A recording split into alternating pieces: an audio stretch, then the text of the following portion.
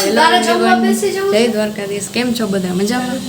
I just hope બધા મજામાં જશો અને અમે બધા પણ મજામાં છીએ. અને નવા બ્લોગની અંદર તમારા બધાનું સ્વાગત છે. તો જો રસોઈ બનાવવા માટે નીચે આવી ગયા છીએ અને રસોઈ તો બસ ઓલમોસ્ટ બધી બની ગઈ છે. હજી વાગ્યા છે 12:30 અને બધી રસોઈ બનીને રેડી થઈ ગઈ છે.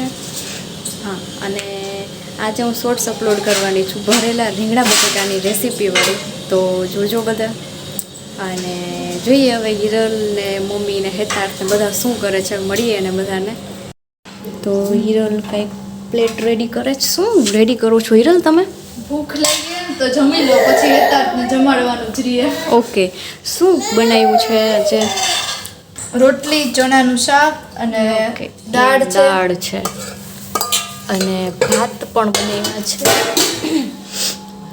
હા, ભાત છે. મમ્મી ને હેતાર્થ બે કંઈક કરે છે. એ ભાઈ શું કરો છો તમે? શું કરો છો મમ્મી?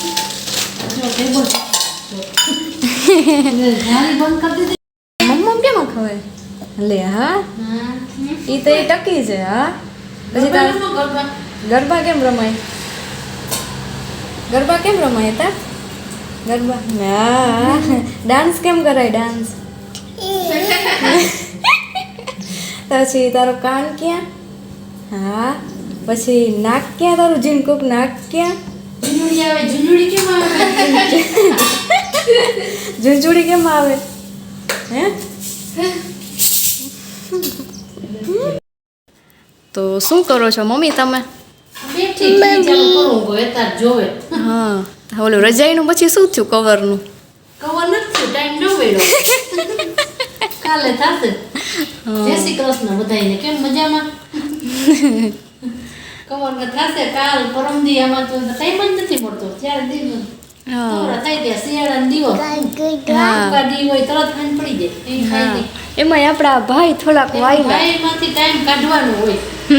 માંડ ધીમે નવરા થાય ને 15-20 મિનિટ ટાઈમ લઈને થાય. ભલે સૂતો હોય તો ખાઈ લે.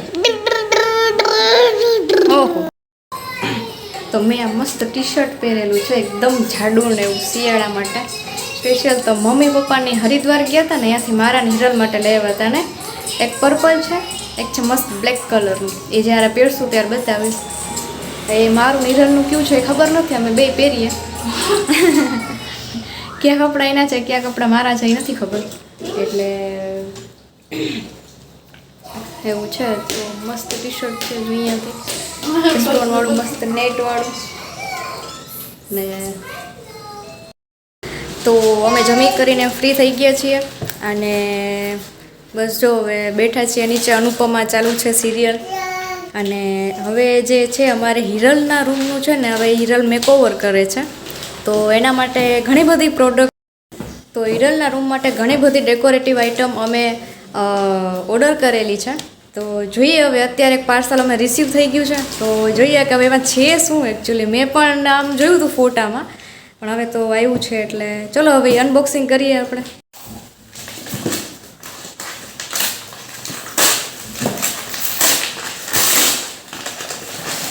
એ શું છે? Good vibes only. હા, મંગાવ્યું હતું ને. હા. એ છે. અને આપણા ભાઈ જોઈ લ્યો, એનું જ છે. બોક્સની અંદર એની જે બધું છે કપડાં અને રૂમાલ ને એ બધું નાખી દીધું. એ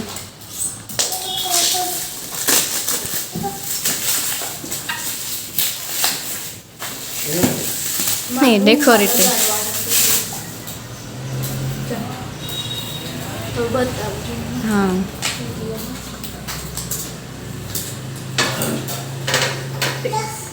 વાહ, ગુડ લાઈફ,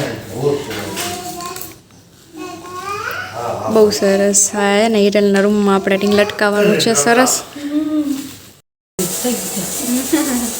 તો જો અત્યારે વાગી ગયા છે 7 અને રસોઈ બનાવવા માટે અમે લોકો આવી ગયા છીએ. અને આજે વાત ના પૂછો, બનાવવાની છે પાઉંભાજી આજે. તો ખાવાના બધા બહુ શોખીન છીએ અમે. એટલે અમારા ઘરમાં નવીન તો લગભગ નાસ્તામાં બને, લંચમાં બને, ડિનરમાં બને. એટલે બપોર પછી એ બનતું હોય જો કે નાસ્તામાં. એટલે ઢગલું એક વસ્તુ અમારા ઘરમાં બનતી હોય. જો હવે બધું બતાવું તમને. તો તો જો હવે આપણે આ પાઉંભાજીની બધી પ્રિપેરેશન થઈ ગઈ છે ને અહીંયા જો બફાઈ છે. અને આજે પપ્પા બહાર ગયા હતા વસ્તુ લેવા, તો શું લઈ આવ્યા છે? નાની પકાઈ. હા, કેસર ને કેસર પિસ્તા ને બદામ વાળી છે. મસ્ત નાન ખટાઈ લઈ આવ્યા. પેકેટ છે ચડાવીને. તો જો એવું બધું હાલે છે. અને આપણો જે આ છે કુકરમાં એ બધું બફાય છે. બાફવામાં અંદર નાખ્યા બટેકા, રીંગણા અને ફ્લાવર નાખી છે. કોબી નથી નાખી, ગાજર નાખ્યા હતા. તો જો એટલી વસ્તુ નાખી છે મેં. હવે ને આ બધી જો પ્રિપરેશન માટે તૈયાર થઈ ગયો છે. મસ્ત પાણીપુરી ક્યાં પાઉંભાજીનો મસાલો. તો ચલો હવે હું વઘાર કરું ને ત્યારે આપણે મળીએ. ત્યાં સુધી બાય બાય. મેં એમ કીધું ને કે વઘાર પછી મળીએ, તો મને એવું લાગ્યું કે આપણે હિરલનો એક બનાવી લઈએ. કે શું કરો છો તમે? પાવ સુધારું છું બસ. જો અહીંયા સલાડ માટે આપણે મસ્ત સલાડ થઈ ગયું છે.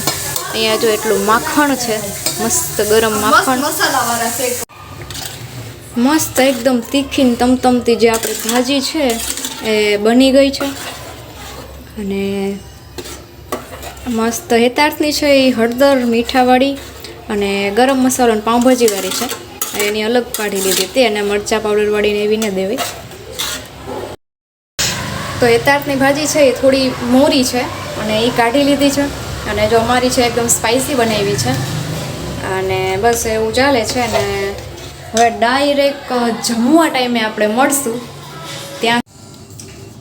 તો આપણી ભાજી છે એ મસ્ત બની ગઈ છે. અને જો હવે જમવા પણ બેસી ગયા છીએ. મસ્ત મસાલાવાળા પાઉં હિરલે બનાવ્યા છે. તો હાલો બધા આવી જાઓ પાઉંભાજી ખાવા. તો જો સરસ ભાજી બની ગઈ છે. અને અહીંયા મસાલાવાળા પાઉં બનાવ્યા છે.